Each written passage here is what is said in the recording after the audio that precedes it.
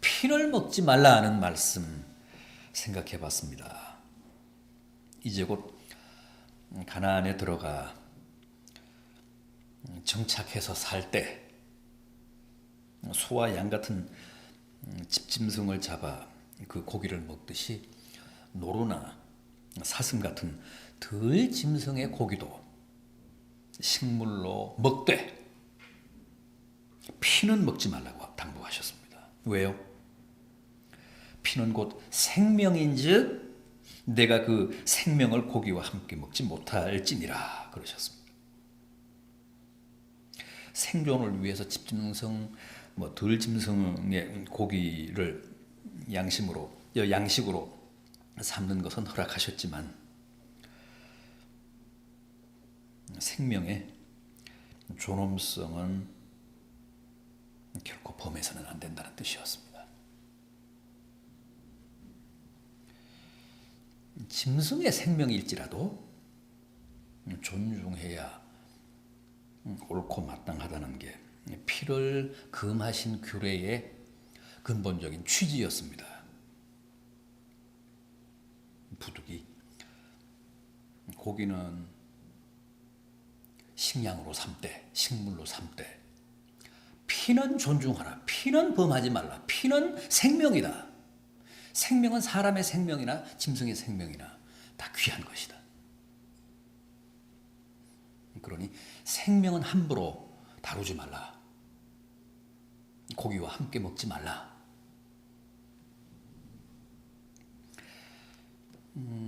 이어지는 오늘 13장의 말씀은 먼저 이적과 기사를 행하는 선지자와 꿈꾸는 자들에 관한 말씀입니다.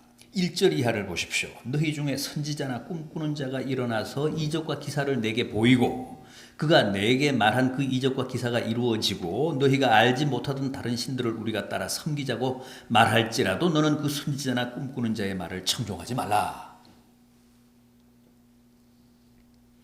여기 나오는 이적과 기사를 행하는 선지자와 꿈꾸는 자는 어떤 사람들입니까? 거짓 선지자입니다. 참 선지자가 아니고 거짓 선지자. 왜요? 백성들 앞에서 이적과 기사를 행하며 결국은 하나님 말고 다른 신을 섬기자고 미혹하는 사이비들이기 때문에 그렇습니다. 그런데도 그들이 이적과 기사를 행한다고 합니다.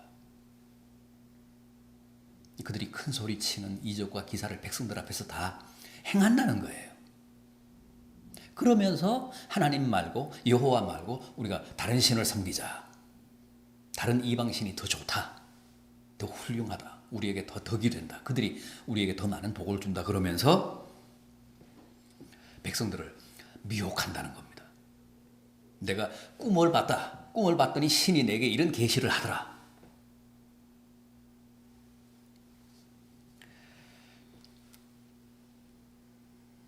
거짓 선지자들은 이렇게 아득한 옛날인 모세 시대에도 있었습니다. 가나안에 들어가면 이런 거짓 선지자들이 나타날 거라는 사실을 모세가 미리 내다본 겁니다. 그래서 백성들에게 아주 단단히 일러줬습니다.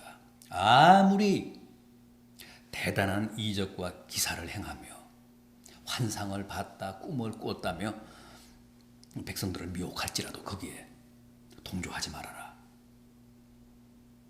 거기에 청종하지 말아라.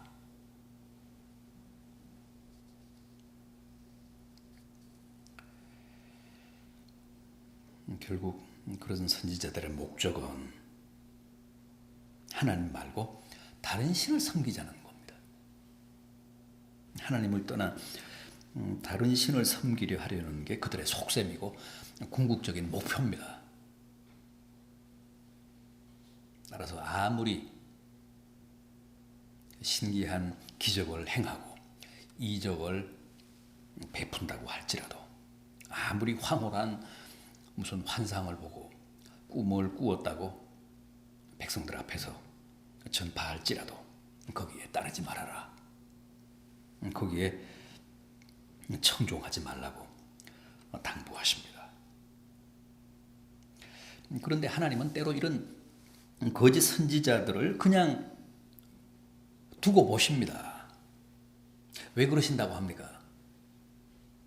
하나님이 그들을 역이용을 하시는데 이를테면 왜 그렇게 하신다는 거죠?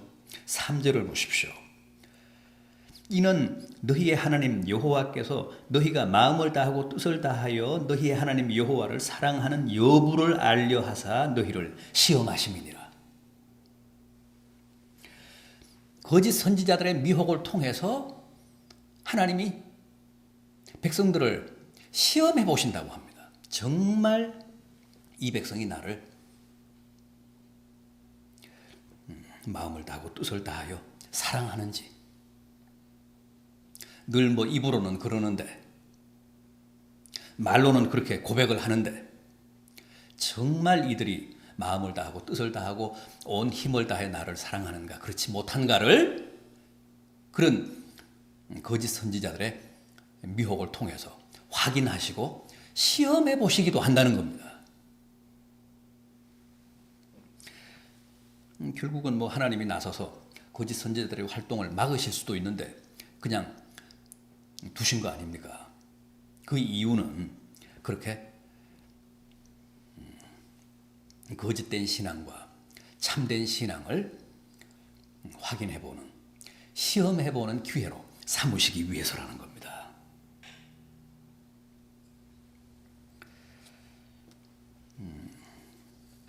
그 점도 우리가 염두에 둬야 합니다.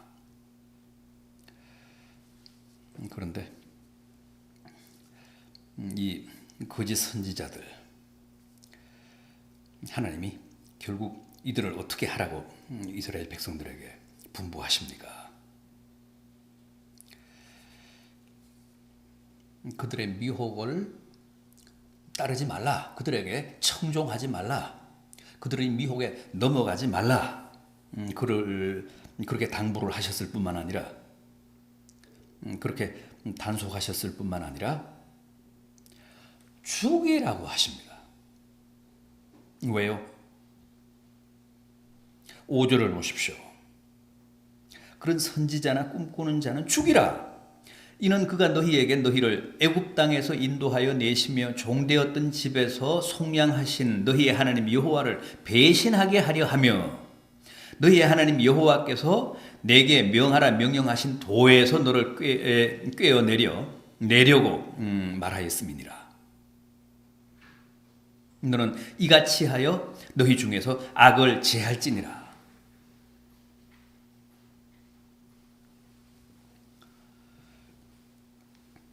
그들을 죽이라고 당부하십니다. 명령하십니다. 왜냐하면 이스라엘 백성들을 애굽 땅에서 이끌어내시고 또 그들의 영혼을 속량하신 하나님을 배신하라는 미혹이기 때문에 그들을 죽임으로써 너희 가운데 그 악을 제하라고 하십니다.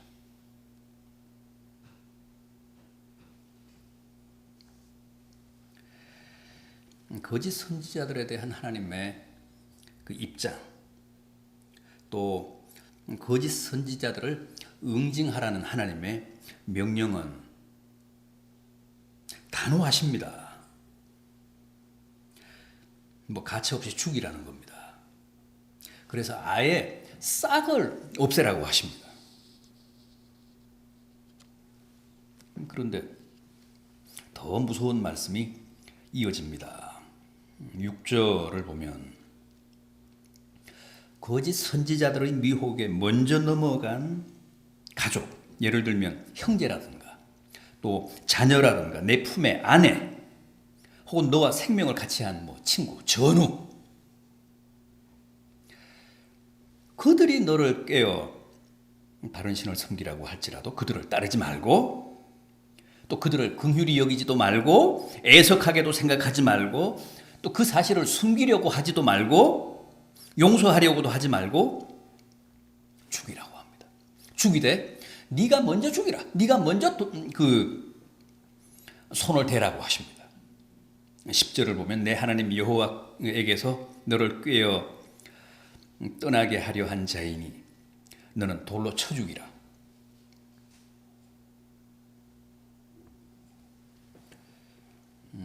대단히 가혹하고 아주 극단한 말씀이신데, 아무튼 거짓 선지자는 뭐 그건 당연하고 죽이는 게 옳고, 그래서 악을 제하는 게 맞고, 그 거짓 선지자들의 미혹에 먼저 넘어간 가족들까지도, 혈육까지도 돌로 쳐 죽이라고 합니다. 너가 먼저 돌을 던지고 그 다음에 성읍 사람들이 돌을 던지게 하라. 너가 먼저 손을 대라는 거예요. 실제 가족들의 미혹으로 이단에 넘어가는 사람들이 많습니다. 그러지 말라는 거예요. 그만큼 단호하게 비정하게 거짓 선지자나 적그리스도나 이단을 응징하고, 또 그들에게 미혹당해 먼저 넘어가서 남아있는 가족들을 미혹하는 그런 혈육이 있다면 그들도 단호하게 처단하라고 합니다.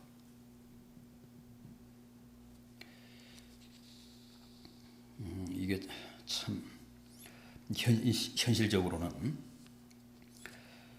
쉽지 않습니다. 누구나 가족들에게 가장 약하잖아요. 가족들의 설득이나 미혹에는 누구나 쉽게 넘어갑니다. 이번에 유병헌 일가도 보십시오.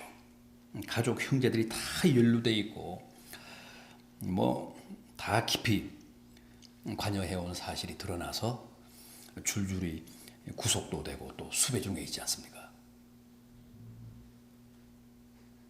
가족들의 미혹에, 가족들의 설득에 그만큼 우리가 정서적으로 약하다는 거죠. 특히 우리나라 사람들은 혈육에 대한 집착이나 미련이 강해서 가족이나 형제들이 뭘 요구하거나 설득하면 거절하지 못합니다.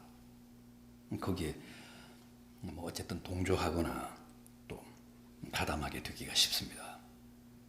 그런데 하나님은 그게 이단이거나 하나님을 떠나 거짓된 신을 섬기라는 미혹일 경우에는 비록 형제고 자녀라고 할지라도 단호하게 물리칠 뿐만 아니라 심지어는 돌로 쳐서 응징하라고 하십니다.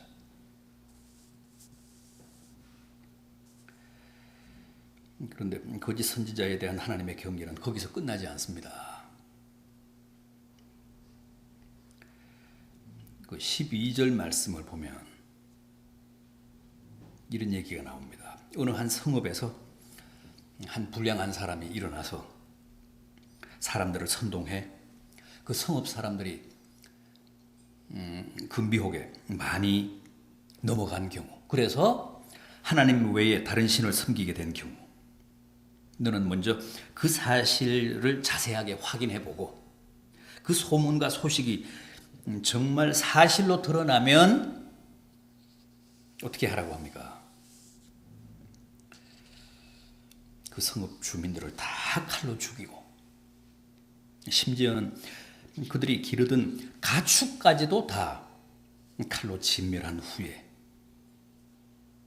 그 성읍 사람들의 모든 물건과 집기들을 한 군데 모아놓고 불을 지르라고 합니다. 그래서 그 성읍을 완전히 폐허가 되게 하고 더 이상 사람이 살지 못하게 하라고 하십니다. 얼마나 혹독합니까? 그럼에도 하나님의 이 말씀대로 해야, 하나님의 이 분부대로 해야 네가 번성한다고 합니다.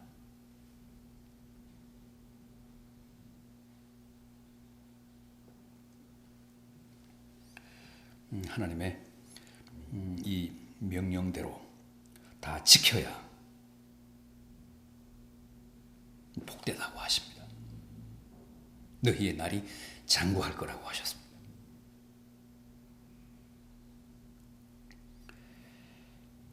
그렇습니다.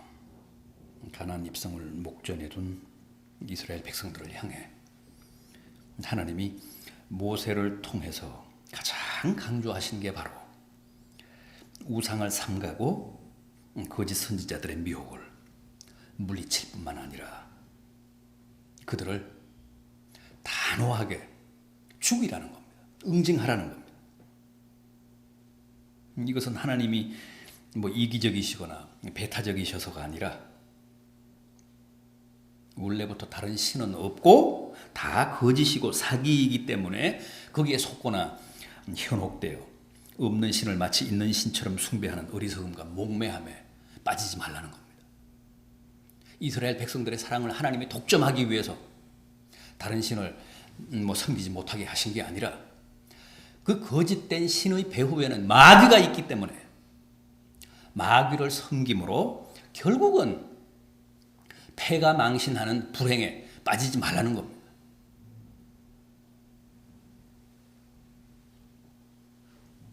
다른 신을 섬기면 원래 다른 신이라는 건 없습니다. 다 사기고 거짓입니다. 그런데 그 거짓된 신 배후에 마귀가 도사리고 있지 않습니까? 마귀가 그 경배를 다 받는 겁니다. 마귀가 그 제사를 다 접수하는 겁니다. 그리고 마귀는 결국 우리를 파멸하자는 거 아닙니까? 늦추었다, 당겼다, 늦추었다, 당겼다. 그러면서 결국 우리를 사망으로 끌고 갑니다. 그런 불행에 빠지지 말라는 거죠. 거짓된 신의 미혹에 넘어가서.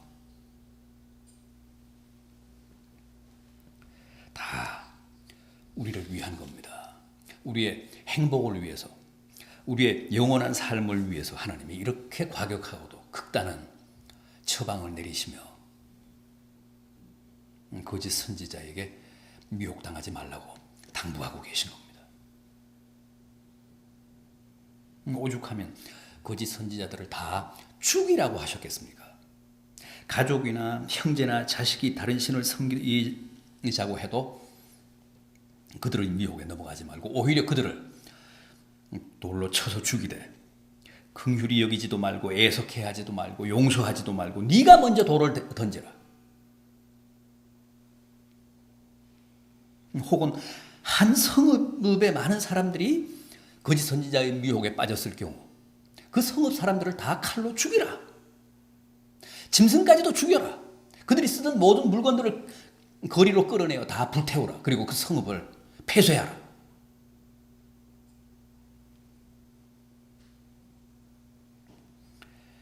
하나님의 이 엄중한 경계와 경고의 말씀을 오늘 우리도 다시 한번 새겨 들어야겠습니다.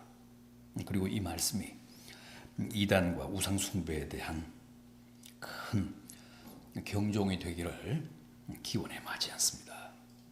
기도하겠습니다.